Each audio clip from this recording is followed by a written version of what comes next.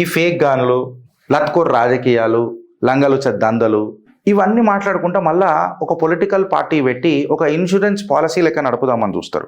Friends, ఒకసారి మీరు అర్థం చేసుకోవాల్సింది ఏంటంటే ఈ మనిషిని తలపతి అంటారు కదా, తలైవ అంటారు, తలపతి అని అంటారు తమిళనాడులో. తలపతి అంటే పెద్దన్న ఏమని అన్నట్టు గూగుల్ కొట్టి చూడు, నాకు రాదు, సో నాకు తెలియదు. సో తలపతి అని అంటారు. మళ్ళీ ఏం చూసుకొని తలపతి అని అంటారో ఈ విజయ్ని నాకు అర్థం కాదు. సరే, ఇప్పుడు ఏం చేసిండు మన విజయ్ అని అంటే తమిళనాడు పాలిటిక్స్లో ఒక ఫిల్మీ మాస్క్ పెట్టుకున్నాడు. ఫిల్మీ మాస్క్ పెట్టుకొని ఇంట్లో ఏం చేసిండు రాబోయ్ అంటే రాజకీయాలలో ఎంటర్ అయ్యండి. రాజకీయాలలోకి ఎందుకు ఎంటర్ అయ్యండి రాబోయ్ అని అంటే వెనకటికి ఈయన చరిత్ర తీసుకొని చూస్తే ట్యాక్స్ ఎవేజన్ చేసిండు. లగ్జరీ కార్లు, సైన్యాధిపతి, కట్టలుగట్ట. ఏం కట్టలుగట్టనో నాకు అర్థం కాదు. తలపతి అంటే నాయకుడా, సైన్యాధిపతి, కట్టలుగట్ట. ఎవడికి సైన్యాధిపతి ఏమో నాకు అర్థం కాదు. ఎందుకంటే ఇదే మనిషి విజయ్ వెనకటికి ఈయన మీద గంభీరమైన ఆరోపణలు ఉన్నాయి ఎన్ఫోర్స్మెంట్ డైరెక్టరేట్ నుంచి. ఏది ఆరోపణలే, అఫ్కోర్స్ ప్రూవ్ కాలే, ప్రూవ్ అయితే వచ్చు, అవి ఇన్వెస్టిగేషన్లు ఉన్నాయి. ట్యాక్స్ ఎగ్గొట్టిండని, కార్ డ్యూటీ స్కాములు చేసిండని, అడ్డమైన ల్యాండ్ డీళ్లు చేసిండని, అవన్నిటినీ కప్పిపించుకోనికి ఇలా రాజకీయాలకు వచ్చిండు.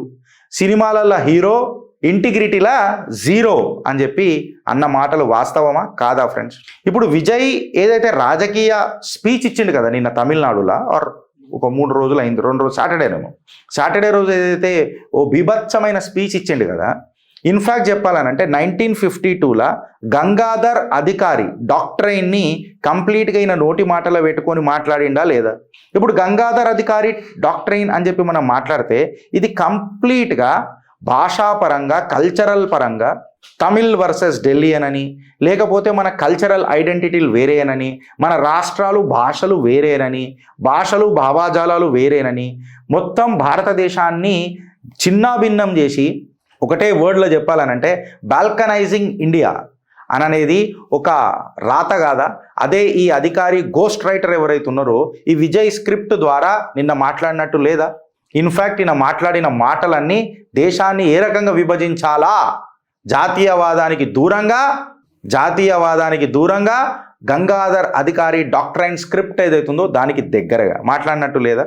కంప్లీట్ స్పీచ్లలో వీళ్ళు ఎట్లా మాట్లాడతారనంటే friends, perhaps I don't remember what you have spoken on the day exactly, ఏం మాట్లాడిండో ఎగ్జాక్ట్గా గుర్తులేకపోయినా వీళ్ళు ఎట్లాంటి నరేటివ్లు క్రియేట్ చేస్తారంటే, ఎస్పెషలీ ఈ కమ్యూనిస్టులు ఎట్లా అంటే ఒక బిజినెస్ కమ్యూనిటీలను ఫస్ట్ టార్గెట్ చేస్తారు. ఎట్లా అంటే కార్పొరేట్స్, ఎలైట్స్, ఏవైతే ఉద్యోగాలు, దేశ గ్రోత్ వీళ్ళు ఉంటారు కదా, వాళ్ళని ఒక స్కామ్స్టర్లని, వీళ్ళ ఇన్వెస్ట్మెంట్ అన్ని పొలిటికల్ మోటివేటెడ్ అని చెప్పి మేక్ ఇన్ ఇండియా అనేది మనకు అవసరం లేదనని, మనం ఇవన్నీ బయట దేశాలకైనా మనం సుఖంగా వస్తున్నాయి కదా అని చెప్పి భారతదేశం నుంచి తమిళనాడును విరగొట్టాలా అని చెప్పి మాట్లాడి మాది ఒక సపరేట్ దేశము అని చెప్పి మీ అయ్యా జాగిర్లు అని మాట్లాడుకుంటా ఒళ్ళు మండుతుంది ఇట్లాంటివి వింటుంటాయి. ఇట్లాంటివన్నీ ఒక నరేటివ్ తీసుకొని వస్తారు. సరే, మళ్ళీ వీళ్ళు ఒక 2 మందికి ఉద్యోగాలు ఇస్తారా అని అంటే ఉద్యోగాలు ఇయ్యడు. సరే, ఇప్పుడు వీడు సేనాపతి అని అన్నాడు కదా, ఈ సేనాపతికి 2 రూపాయలు అన్నమే ఉడకన పెట్టిండా, లేదా 2 రూపాయలు చదువుకనే ఉడకన ఇచ్చిండా, 2 బుక్కలు అన్నమే మనం పెట్టిండా అంటే ఒక్కనాడు కనబడ్డాడు. మళ్ళీ వీడు లగ్జరీ కార్లు కొనుక్కొని ట్యాక్స్ ఎగ్గొట్టిండు, అడ్డమైన ల్యాండ్ డీలింగ్లు చేసిండు, జీరో ఇంటిగ్రిటీ మళ్ళీ వీడిది. మళ్ళీ పొలిటికల్ మ్యానిపులేషను, ఇంకా రీజనలిజం. ఎట్లానంటే మన హిందీ వర్సెస్ తమిళనని, తమిళనాడు దేశంలో భాగమే కాదనని, రీజనల్ ప్రైడు, పొలిటికల్ గెయిన్కి చాలా ఇంపార్టెన్స్ ఇస్తారు. అంటే ప్రాంతీయవాదాన్ని పెంచి పోషించుడు. అందుకే అప్పుడు నాకు ప్రణబ్ ముఖర్జీ గారి మాటలు గుర్తొస్తాయి. ఏంటంటే ఏదైతే ప్రాంతీయవాదం ఉన్నదో దేశంలో ఒక క్యాన్సర్ లాంటిది ఫ్రెండ్స్. ఇన్ఫ్యాక్ట్ ఇది నేనలే, మన ప్రణబ్ ముఖర్జీ గారు వెనకటికి మాట్లాడారు. అంటే దేశాన్ని కంప్లీట్గా చిన్న భిన్నం చేసుడు. ఈ తమిళనాడు పాలిటిక్స్ గురించి మనం డీప్ డైవ్ చేసి మాట్లాడితే ఎంజీఆర్ గారు, జయలలిత గారు కొంచెమో గొప్పనో వీళ్ళు కూడా సినిమాలకే వచ్చిండ్రు, నేను కాదనంటే. ఈ సిల్వర్ స్క్రీన్కే వచ్చిన వాళ్ళతో చాలా ప్రాబ్లం ఉంటుంది. ఆ కాడికి వస్తే మళ్ళీ ఎన్టీఆర్ గారు, అందరూ ఉండకపోవచ్చు, ఎన్టీఆర్ గారు, ఎంజీఆర్ గారు, జయలలిత గారు, వీళ్ళందరూ కొంచెమో గొప్పనో తమిళనాడు గౌరవానికి, ఇక్కడ తెలుగు నాటి గౌరవానికి, గర్వానికి కొంచెమో గొప్పనో వీళ్ళు ప్లాన్ చేసిండ్రు, పని చేసిండ్రు. ఇక ఇప్పుడు వచ్చిన వాళ్ళు అయితే ఇగో ఇట్లా ఎన్టీ రామారావు గారి మీద ఎన్నడూ కూడా ట్యాక్స్ ఎగ్గొట్టిండని చెప్పి ఆరోపణలు లేకుండే. జయలలిత గారి మీద క్విడ్ ప్రోకో అట్లాంటి ఆరోపణలు వచ్చినాయి అనుకుంటా, if I'm not wrong. MGR మీద కూడా ఇట్లాంటి ఆరోపణలు ఏం రాలే. I stand corrected with my data however. But ఇగో వీళ్ళ మీదనైతే డైరెక్ట్ రాకంటే ముందే ఇంత కథలు. అంటే వీళ్ళకి రాజకీయాలు అనేది ఒక ఇన్సూరెన్స్ పాలసీయే కదా వీళ్ళ జీవితాలకు. నేను మిమ్మల్ని అడుగుతున్నా, భారతదేశంలో ఏదైతే గంగాధర్ అధికారి డాక్టరైన్ అని చెప్పి మనం మాట్లాడతాం కదా, కమ్యూనిస్ట్ డాక్టరైన్ ఇది ఒకటి. అట్లనే సలామీ స్లైసింగ్ స్ట్రాటజీ అని అంటారు. అంటే భారతదేశం నుంచి తమిళనాడును విడగొట్టుడు, సౌత్ వర్సెస్ నార్త్ అని మాట్లాడుడు, పీపుల్ వర్సెస్ కార్పొరేట్స్ అని చెప్పి మాట్లాడుడు, వీళ్ళు రైటిస్టులు వీళ్ళు లెఫ్టిస్టులు అని చెప్పి మాట్లాడుడు, ఎక్సెట్రా అని చెప్పి మాట్లాడుడు. ఇవన్నీ ఎట్లానంటే ఒక పిజ్జాని 4 భాగాలుగా కోసి విభజించేది అంటారు. సలామీ స్లైసింగ్ అనమాట. కంప్లీట్గా సలామీ స్లైసింగ్ ఏంటంటే ఏదో దేశమే లేనట్టు, జాతీయవాదం ఎవరి మనసులలో లేనట్టు, కేవలం ఉంటే వ్యక్తిగత స్వార్థాలు అన్నట్టు, ఆ స్వార్థాలను మనుషులను నడిపిస్తాయి అని చెప్పినట్టు అని ఒక సలామీ స్లైసింగ్ తీసుకొస్తారు ఇదంతా. ఈ సలామీ స్లైసింగ్స్ వల్ల ఏమవుతుంది అంటే ఆబ్వియస్గా మీకు ఒకటి ఎకనామిక్ ఇంప్లికేషన్స్ మొదలవుతాయి. జాబులు తక్కువైతాయి. ఎందుకు తక్కువైతాయి అని అంటే ప్రొటెస్ట్లు ఎక్కువైతాయి, చదువులు తక్కువైతే ఆర్థిక ఇబ్బందులు వస్తాయి. ఆర్థిక ఇబ్బందులు రాగానే ఆబ్వియస్గా ఎకనామిక్ ఇంప్లికేషన్స్ వస్తాయి. మోడీ ఏమో ఒక దగ్గర తమిళనాడుకు ఎయిమ్స్ తెచ్చే, వందే భారత్ తెచ్చే, హైవే తెచ్చే, కన్స్ట్రక్షన్లు తెచ్చే, సెమీకండక్టర్ ప్లాంట్లు తెచ్చే. ఈ విజయ్ ఏం చేసిండు అని అంటే పంచ డైలాగులు తెచ్చే. మోడీకి ఇన్ని డెలివరబుల్ చేసిండు. వందే భారత్ నుంచి విజయ్ భారత్ డైలాగుల దాకా. నీకు రాజకీయం అంటే మోటివేషన్ కూడా గాయనం చూసే వచ్చారు. అరే ఇంత కూడా ఎంజాయ్ చేయొచ్చా అని నీకు అది ఎంజాయ్ అనిపిస్తున్నది. కాకపోతే ఆయన డెలివరీ చేస్తున్నాడు అక్కడ దేశానికి. నీ లెక్క డైలాగ్ డెలివరీలు చెప్తలేడు విజయ్. మీకు చెప్తున్నాం, ఒకసారి ఆలోచించు. వీళ్ళు ఏం చేస్తారు తెలుసా ఫ్రెండ్స్, ఒక దిక్కు కార్పొరేట్స్ని టార్గెట్ చేస్తారు, సలామీ స్లైసింగ్ మోడల్ పెడతారు. దాని తర్వాత దీన్ని ఏమంటారు ఇప్పటిదాకా మాట్లాడినాం, గంగాధర్ అధికారి డాక్టరైన్ అని చెప్పి కమ్యూనిస్ట్ స్క్రిప్ట్ తీసుకొస్తారు. ఇవన్నీ తీసుకొచ్చి ఏం చేస్తారంటే ఒక భిన్న వర్గాలను టార్గెట్ చేసుడు మొదలు పెడతారు. అంటే ఫర్ ఎగ్జాంపుల్ బ్రాహ్మణ్స్ని టార్గెట్ చేసుడు మొదలు పెడతారు. ఎట్లా అంటే ఆరియన్ ద్రవిడియన్ థియరీ అని చెప్పి ఈ బ్రాహ్మణ్స్ అండ్ ఇంటెలెక్చువల్స్ అంతా ఇదంతా వేస్ట్ అనని, ఈ ప్యాట్రియార్కీ అని, మన యొక్క ఆలోచనలు వీళ్ళు సప్రెస్ చేస్తున్నారని, వెనకటికి మన నీళ్ళు తొక్కి పెట్టిరని, అట్లా ఆలోచించడం అనేది ఒక ప్యాట్రియార్కీ అని, ఎక్సెట్రా మన కల్చరే వేస్ట్ అని చెప్పి ఒక పోర్ట్రే తీసుకొని వస్తారు కంప్లీట్గా. దాని తర్వాత వీళ్ళకు ఎక్స్టర్నల్ ఫోర్సెస్ నుంచి ఫండింగ్లు వస్తాయి. ఈ కమ్యూనిస్ట్ గూన్స్కి ఎన్నో రకాలుగా చూసినాం. అడ్డమైన ఎన్జిఓలు, లాబీయిస్టులు, మళ్ళా విక్టిమ్హుడ్ ప్లే చేస్తారు. ఇప్పుడు మీరు వెనకటికి చూస్తే ఆయన పేరేదో ఉంటుంది, వాడు డిప్లొమాట్ ఉండే, డొనాల్డ్ లూ. ఆ డొనాల్డ్ లూ అనేటోడు భారతీయ జనతా పార్టీ ఎక్కడైతే ఆపరేట్ అవుతుందో అక్కడ ఉన్న ముఖ్యమంత్రుల దగ్గరికి రాలే. ఆ డొనాల్డ్ లూ అనేటోటి స్టాలిన్ గాని కలిసిపోయి తమిళనాడుకి మొదలెట్టే. ఈ విక్టిమ్హుడ్ అని అనమాట. అక్కడ గరీబోళ్ళు ఎక్కువ ఉన్నారు, అందుకే గెలవనికి వచ్చారు. అసలు గరీబోళ్ళు ఎందుకున్నారు? నీ పరిపాలన అంత సుపరిపాలన అయితే మళ్ళీ నువ్వు తలపతివా లేకపోతే ఇంటర్నేషనల్ పప్పెట్వా ఇవన్నీ ఎందుకు మాట్లాడతలేవు నువ్వు తమిళనాడులో అని చెప్పి నేను మాట్లాడుతున్నాను. ఫ్రెండ్స్, ఒకటి మీరు అర్థం చేసుకోవాల్సింది ఏంటంటే ఈ ఎక్సెసివ్ లిబరిజం వల్ల ఈ డేంజర్ ఏముంటుంది అనేది మీరు పసిగట్టాలి. ఎందుకంటే ఒక 0.5 వార్ మన భారతదేశంలోనే ఉన్నది.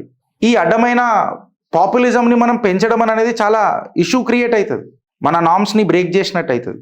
ఈ లిబరల్ ఓవర్ డోస్ ఎక్కువైంది అనుకో ఫ్రెండ్స్, మీరు రాసి పెట్టుకోండి, డెమోక్రసీ అనేది కోమాలకు పోతుంది ఖచ్చితంగా. ఈ మాట నేను అన్నిట్లో ఎందుకు మాట్లాడాల్సి వస్తుందని అంటే విజయ్, భారత్ అనేది కేవలం మాది దేశం కాదురా, నీకు ఒకటి అర్థమైతలేదు mister Vijay. It's a civilizational content, నాగరికత కంటెంట్ నా దేశం. 148 కోట్ల జనాభా, వేల languages and dialects, countless cuisines, arts, traditions. నువ్వు ఈడ తిన్న ఫుడ్ నీకు వేరే దగ్గర దొరకకపోవచ్చు, నువ్వు ఈడ మాట్లాడిన మాట వేరే దగ్గర పోకపోవచ్చు. ఒక different cuisines, arts, traditions, billions of people, languages, ఇంత కల్చర్ ఉన్న దేశం రానది. యూరోపు భిన్నం అయిపోయింది చిన్న దేశాలలాగా. బట్ ఇంత డైవర్సిటీ ఉన్నాక కూడా నా భారత్ అఖండ ఉండనీకి ప్రయత్నం చేసింది. And it has remained as a one nation. నువ్వు వచ్చి ఇలా మాట్లాడుడేంద్రా? Our strength and our pride is our ధర్మ.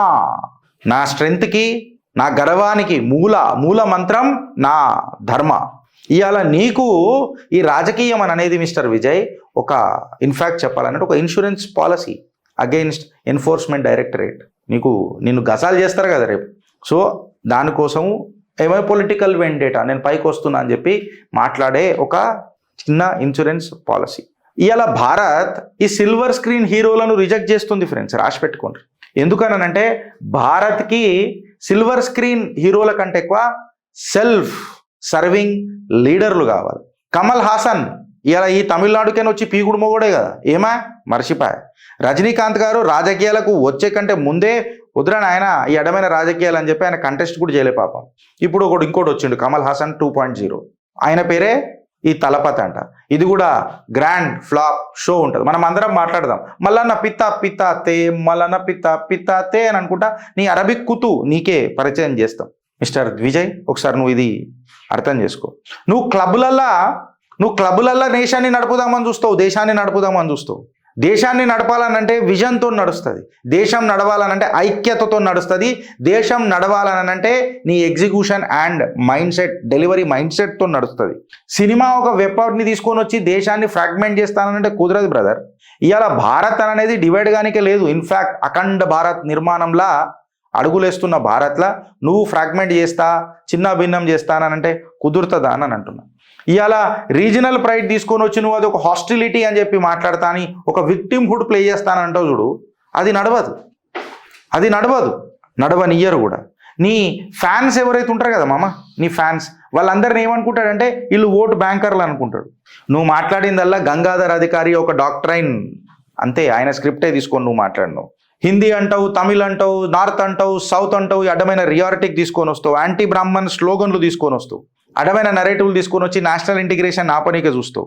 ఇది డిఎంకే ఆల్రెడీ పర్ఫెక్ట్గా ఉండే. ఇలా దీన్ని ఆనాటి నుంచి కాంగ్రెస్ ఎంకరేజ్ చేసింది. వీళ్ళు కమ్యూనిస్టులలో బుక్లలో రాసుకున్నారు. విజయ్ కేవలం మాస్కులు బదలాస్తున్నాడు ఫ్రెండ్స్, మాస్కులు బదలాస్తున్నాడు. నీ డిఫెన్స్ కారిడార్లు, నీ ఇండస్ట్రియల్ కారిడార్లు, నీ స్మార్ట్ సిటీలు, మదురైల ఎయిమ్స్లు, వందే భారత్ ఎక్స్ప్రెస్లు, పిఎం కిసాన్ ఇంకా డీబీటీ స్కీములు మోడీ కట్టుకుంటూ వస్తున్నాడు. నువ్వు కేవలం డైలాగులు మాట్లాడుకుంటా వస్తున్నావు ఫ్రెండ్స్. ఎవడు దేశాన్ని డెవలప్ చేస్తున్నాడు, ఎవడు కేవలం డైలాగులు కొడుతున్నాడు. ఇవాళ ఐటీ రేట్స్ జరిగి నువ్వు క్యాష్ దాచిపెట్టినావు అనేది నిజం కాదా? నువ్వు షేడీ ల్యాండ్ సెటిల్ చేసింది నిజం కాదా? నువ్వు మూవీ రెవెన్యూని ట్యాక్స్ ఎవేడ్ చేసుకుంటూ తిరగడం కరెక్ట్ కాదా? నీ లగ్జరీ లైఫ్ స్టైల్, నీ సోషలిస్ట్ స్పీచెస్, నీ ప్రైవేట్ జెట్స్, ఇది గరీబోళ్ళకి ఏంటన్నా పనికొచ్చిందా? ఇవాళ నువ్వు పార్టీని ఒక షీల్డ్ పెట్టి ఇన్ఫ్యాక్ట్ ఒక ఇన్సూరెన్స్ పాలసీ లెక్క తయారు చేసినావు, ఒక పొలిటికల్ ఫ్లాగ్ని తయారు చేసుకున్నావు. ఇవాళ ఇన్ఫ్యాక్ట్ చెప్పాలనంటే Vijay is the saviour of Vijay ఎవరిని కాపాడుతాడు అంటే విజయ్నే కాపాడుకుంటాడు. బికాస్ కమల్ సినిమా ఫ్లాప్, ఇప్పుడు Vijay 2.0 utter flop. Blockbuster ఏంది అని అంటే భారత్ అండర్ మై మోదీ అని చెప్పి మాట్లాడతారు. ఈ అడ్డమైన రీజనలిజాన్ని తీసుకొని వచ్చి నువ్వు నేషనలిజాన్ని, జాతీయవాదాన్ని ఎదుర్కొంటానంటే కష్టమవుతుంది.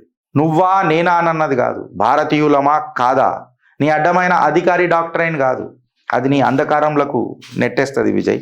నువ్వు ఒకసారి ఆలోచించు. ఇవాళ ట్యాక్స్ ఎగ్గొట్టినోడు విజనరీ అవుతాడా? అధికారి స్క్రిప్ట్ ఏదైతే రాస్తాడో ఆయన మనకు దేవుడు అవుతాడా? ఈ సలామీ స్లైసింగ్ నేచర్ ఉన్నోళ్ళు వాళ్లకు మనం సలాం కొడదామా? ఈ ఫారిన్ ఫండెడ్ లిబరల్ వాయిస్లు మన డెమోక్రసీని తొక్కుతానంటే మనం ఇలా నిడిచిపెడదామా? భారతదేశాన్ని ఎయిమ్స్లు, హైవేలు, స్టార్టప్లు, డిఫెన్స్ కారిడార్లు, స్మార్ట్ సిటీలు, వందే భారత్లతో అభివృద్ధి మార్గంలో నడుపుతున్న వాళ్ళని మర్చిపోయి ఈ అడ్డమైన రాజకీయాలను చేసేటోళ్ళని పెంచి పోషిద్దామా?